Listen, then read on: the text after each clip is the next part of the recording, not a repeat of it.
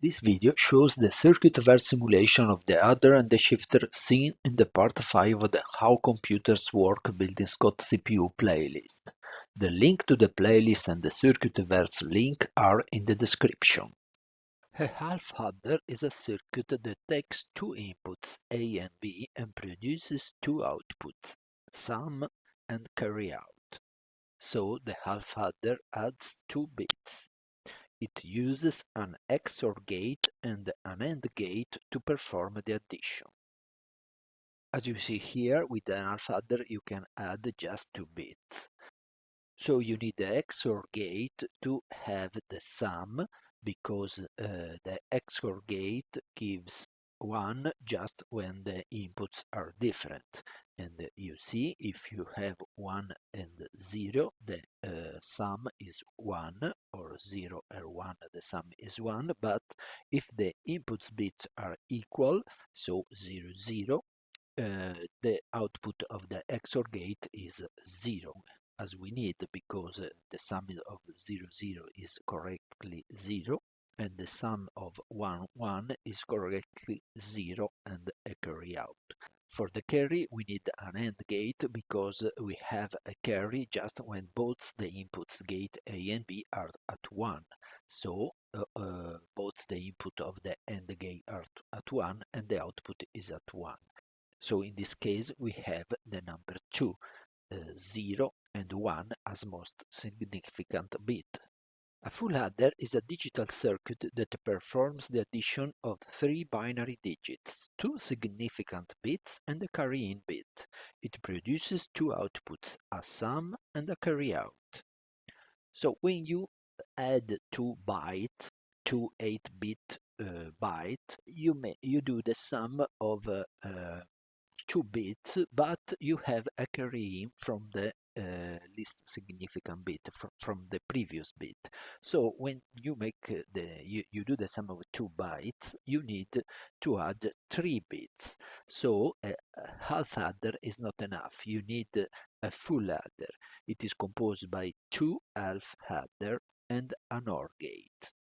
So let's see how it works. You see in light green the 1 line, the line with a 1, logic 1, and in dark green the line with a logic 0.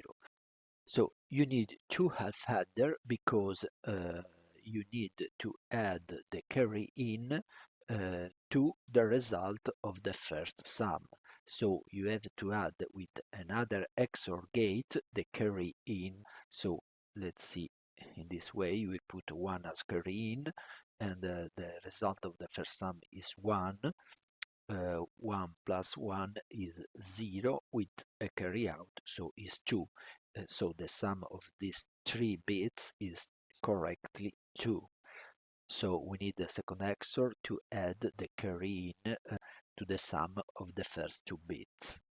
And we need the second AND gate, because the carry out can be produced in the first sum in this way, if you have A and B at 1, and we have a carry out. So with this OR we choose whatever the one arrive from the first or the second AND gate, or the carry out can be produced in the second sum. So in this way, for example, you see the first sum 1 plus 0 doesn't produce a carry out, but the second sum 1 plus 1 carry in produce a carry out, and with this OR gate we take into consideration this carry out. If we have this input 1, 1 and 1 as carry in, we produce the number 3, 1 and 1. Here you see a 8-bit adder with a first byte of 8 bits, A byte and B byte.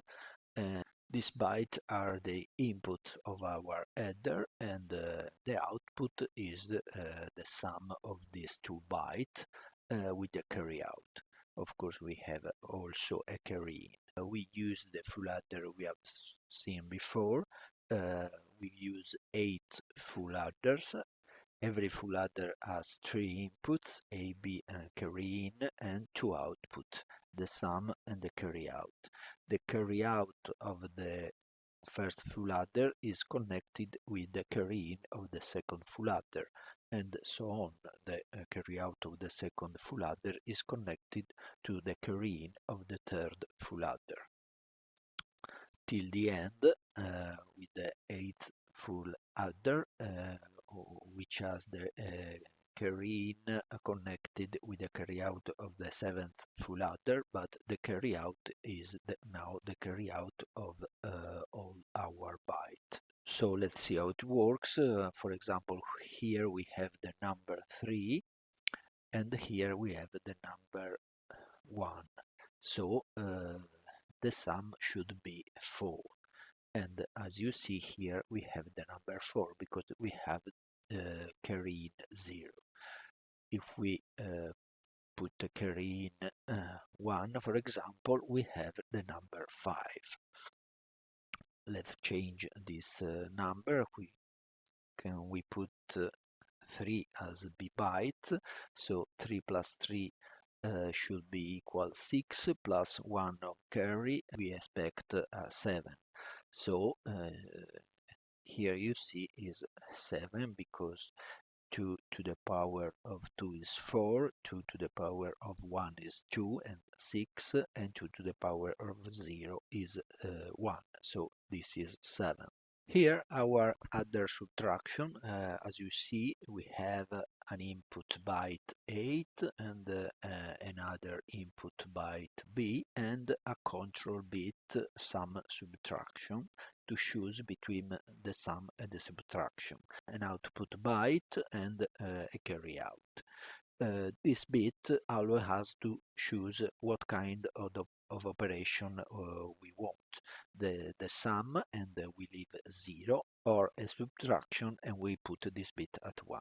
So if this bit is 0, you see one of the inputs of this XOR gates is connected to a 0. So the output is equal to the input. The XOR gate gives a 1 on the output if the two bits in input are different. So if this bit is 0 and this is 0, the output is 0 because the two bits are equal. But if this bit, for example, is 1, the two bits are different and the output is 1. As you can see, this is in light green, so it is a 1. So when this bit is 0, this byte passes unchanged and arrive to our 8-bit adder. And so we perform an addition. As you see, as input A, we have the number 4. As input B, we have here in this way the number 1. So the output is 5. As you can see, the output here is 5. If we want to perform a subtraction, we put this bit at 1. So in this case, one of the two inputs of this XOR gates is at 1. So the output bit inverts the input, because if the input bit is 0, the output is at 1, and vice versa. If the input bit is at 1, the output is at 0, because with the subtraction we want to invert the second byte, invert bitwise the second byte, so invert every bit of the second byte and add a 1. And the 1 addition is performed putting this 1 logic 1 to the carry in of this adder. So putting this bit at 1, you get two effects. One effect is putting the carry in at 1, and the other effect is inverting this input byte, the B byte. So, as we have seen in the theoretical part talking about the subtraction, to perform the subtraction we use the second complement, and we have first to invert, second to add 1, and we perform the subtraction. So let's see, we have put 1 here, So here we have as first byte the number 4, here we have the number 1, but this time we have put 1 for the subtraction, so 4 minus 1 should be equal 3. And here at the output we see the number 3. If we put 0, we do 4 plus 1, 5, but if we put here 1, we perform a subtraction, so 4 minus 1 equals 3, or 4 minus 3 equals 1 here. So this is our left shifter. It is composed by 2 registers with set and enable activated, always activated. It has as input 8 bits and shift in, and the output are 8 bits and shift out. The bit in the first register are connected in this way. The output, the 0 output of the first register is connected with the 1 input of the second register. The output 1 of the first register is connected with the input 2 of the second register. So in this way we shift left of 1 position, so this is 1 position left shifter, and in this way we get the input bits shifted left of 1 position. So if we have 3 as input bit, as you see here, you get 6 as output bit, 6 as output byte, because shifting left of 1 position, all the bits, you multiply the input byte by 2.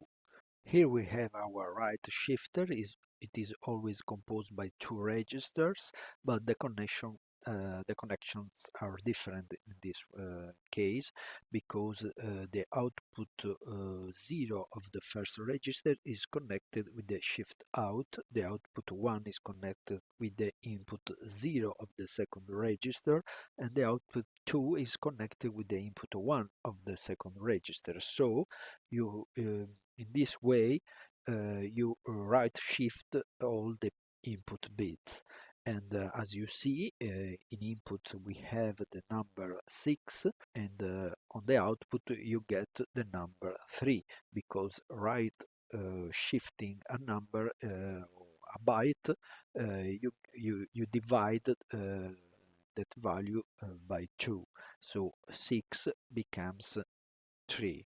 Please leave me a comment, let me know if you liked this video. Make sure you put a thumb up, click the notification bell and subscribe to my channel.